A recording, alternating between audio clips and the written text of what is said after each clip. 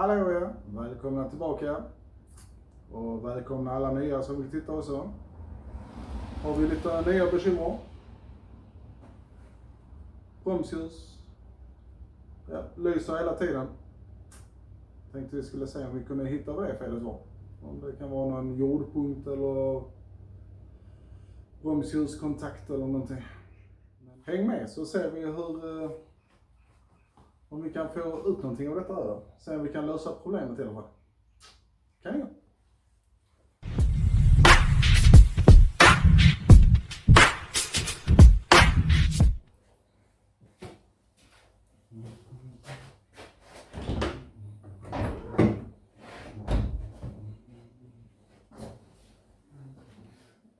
Ja, får vi börja med att ta loss skruvarna till armaturen igen då.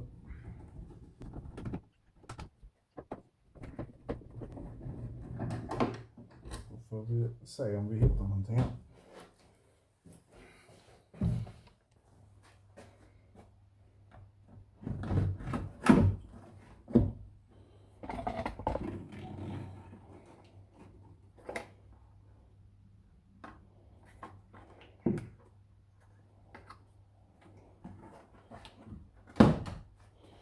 Då ska vi se.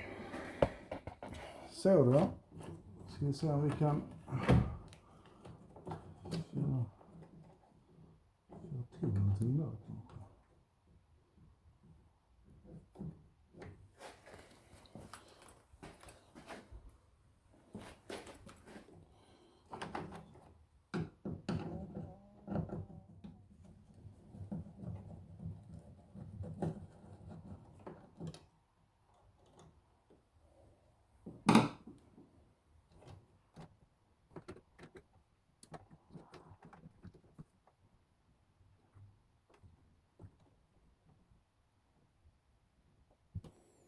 Jag tror vi gör så att